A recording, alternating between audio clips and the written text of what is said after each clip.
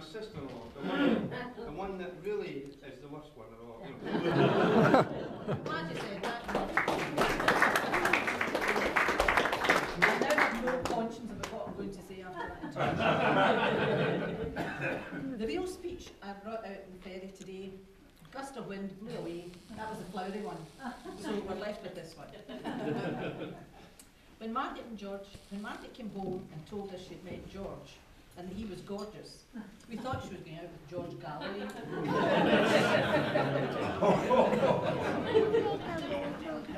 George has very kindly spoken at our family events, so I feel obliged to return the compliment.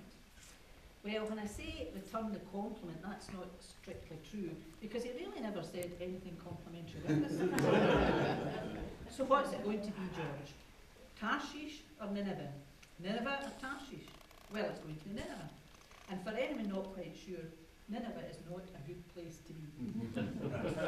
Let's turn the clock back to when I was still at school. Picture the scene. The weather was bitter cold, with an east wind. George, my knight in shining armour, asked me if I would clean the car for pocket money. I could hardly believe my luck. I saw pound signs floating in front of me. Out I went and started to clean the car, complete with duffel coat, scarf, hat, boots. When I say boots, well, it kind of started snowing by this time. At various intervals, George would come out and inspect the progress, pointing out any little bits I had missed. I gave this job my all as I chittered with my fingers becoming numb. Out he came, and I'm thinking, £5? No, maybe too much to hope for. £4? That'd be okay. What did George give me? In today's money, around 50 pence.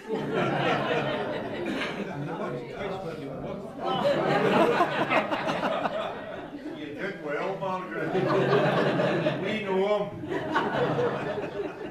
It took me at least 2 hours to thaw out after that.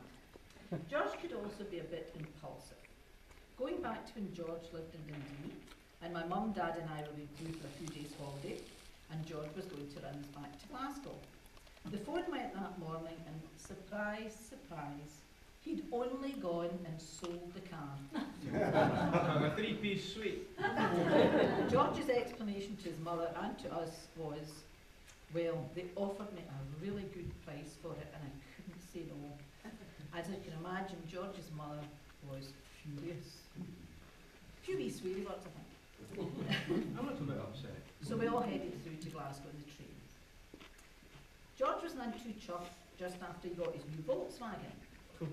When we stopped for a break and I had the car keys. When he asked me for them, I threw them. And it was not my fault he missed them. And he was not a happy bunny because they landed on the car and chipped it. Now, to be perfectly honest, if you really had to see this chip, you would have needed a magnifying glass. But anyway, he was not a happy bunny. So now we turn to Margaret. Margaret was very clever at school. She was a school dux. She had exceptionally high marks at Clydebank High. Very intelligent, full of wisdom. But the greatest test nowadays for Margaret's intelligence is how to use a mobile phone. Now I can hear me rumbles there because you all know that. When they came to see us, they quite often phoned to tell us where they are. And it's always the same performance. And it is a performance. It starts off on average with 3 missed calls. Then again, you hit the jackpot. The phone goes. Hello? Hello? Can you hear me? Can you hear me? I answer yes, and the phone goes dead.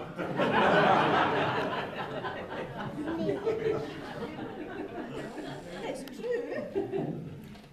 So by this time, Ian and I are sitting in the tea, tears pouring down our face because we've experienced this so often.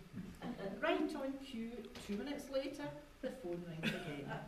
I lift it up, trying hard not to laugh. And I can hear Margaret, these mobile phones, I don't know why they don't stay on. I don't know why the light doesn't stay on. And then eventually I get a hello. It's really hard for her to use a mobile phone. And the thing is, she's not even driving, you know, it's just very hard. Apart from loud music, Margaret's other pet hate is traffic lights. A 20-minute journey becomes a 30-minute journey as we travel from A to B on minor roads, fields, lanes,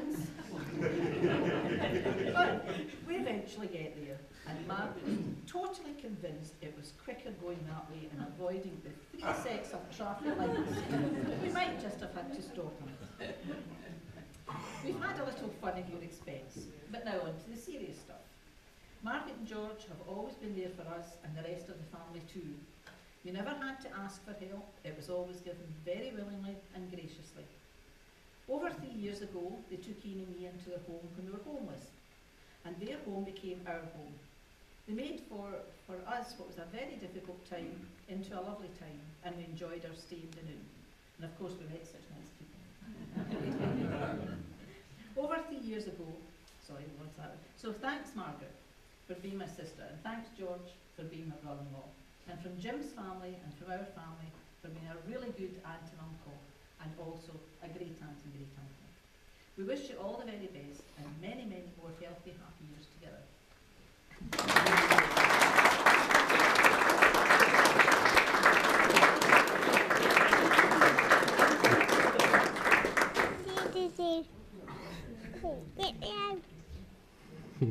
Margaret, no joke.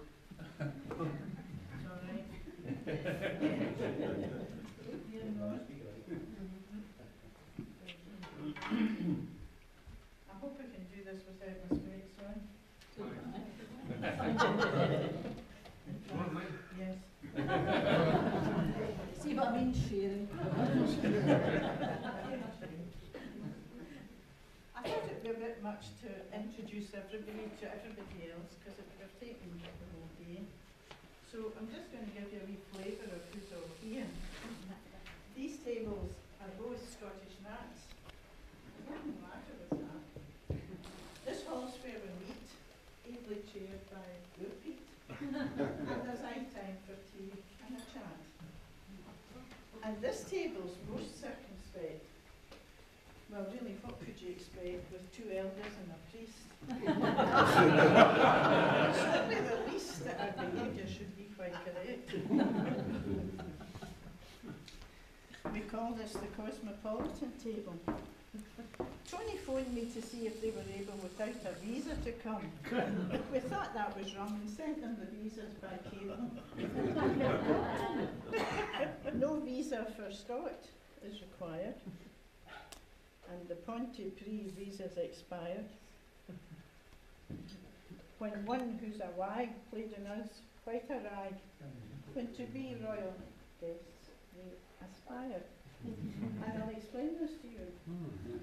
Somebody sent us a postcard of Charles and Camilla.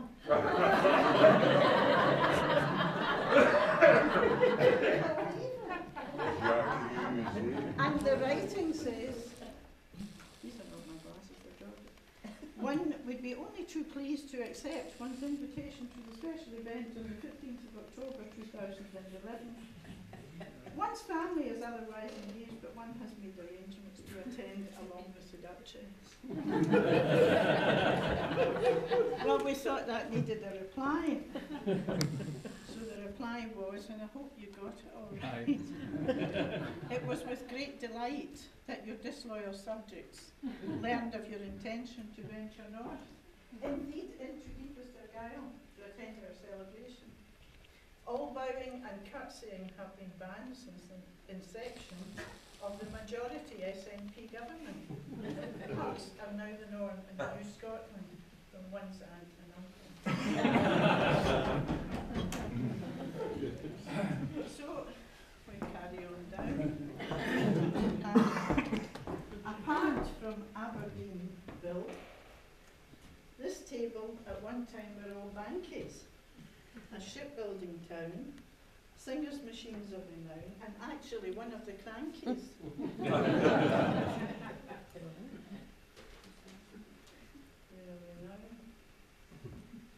This table here is the away crew, joined today by our dear friend Hugh, who tells all the folks his supply of jokes and hopes they'll all laugh right on cue.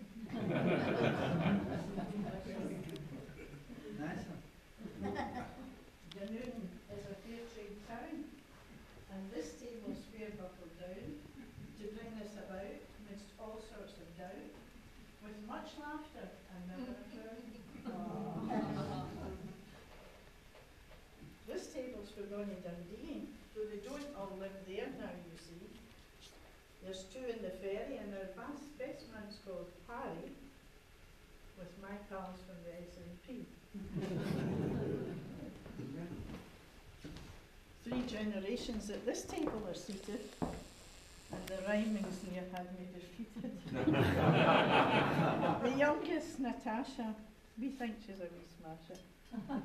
Cousin, nephews and nieces, and they all think it's time I retreated.